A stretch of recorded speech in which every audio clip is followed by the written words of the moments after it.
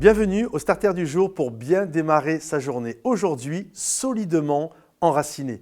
Nous savons que nous allons vivre des tempêtes. C'est comme ça. Nous le voyons au travers de toute la parole de Dieu.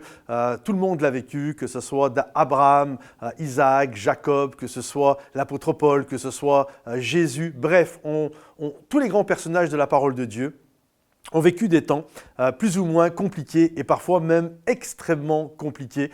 Ils vont vivre des intensités de tempêtes extrêmement élevées. Et je crois que c'est comme ça fait partie de la vie. Vous m'entendez souvent le dire, il pleut sur tout le monde.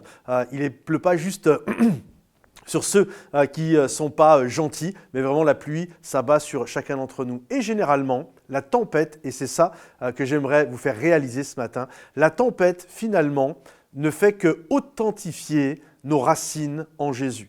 La différence entre un arbre qui tombe après une tempête et un arbre qui tient debout alors qu'il a subi la même tempête, en règle générale, il peut y avoir d'autres facteurs, mais généralement, ce sont la profondeur de ses racines.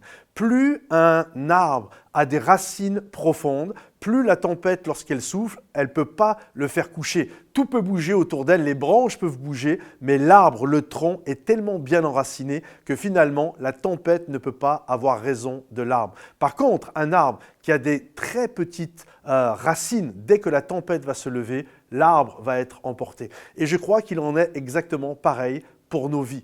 Plus nous sommes enracinés en Jésus, plus nous développons des racines, alors plus la tempête peut se lever. Et même si on la vit, la tempête, mais finalement, nous ne serons pas emportés. Nous serons comme l'apôtre Paul, qui va vivre parfois des naufrages dans sa vie, mais il sera toujours enraciné en Jésus. On pourra être comme Abraham, on pourra être comme le prophète Jérémie, qui a été jeté au fond d'une citerne. Peu importe, ils sont restés enracinés. Et j'aimerais aujourd'hui vous encourager. Comment résister aux tempêtes de la vie en étant bien enraciné? Plus je suis enraciné et plus je suis fort. Regardez Goliath lorsqu'il est venu devant David. C'était une sacrée tempête, ce Goliath. C'était un géant.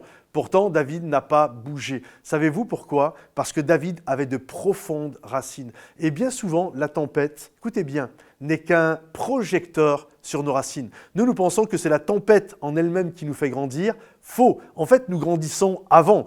Et pendant la tempête ne fait que mettre un éclairage sur si on a des racines ou pas. Si on n'a pas de racines, on tombe. Si on a des racines, on reste enraciné, on reste fort. Donc la tempête n'est qu'un révélateur qui est là pour authentifier la qualité de nos racines. C'est pourquoi, mes amis, soyez solidement enracinés en Jésus. Que Dieu vous bénisse. Si ce message vous a parlé, pensez à le commenter, le liker, le partager et je vous dis à bientôt. Bye bye.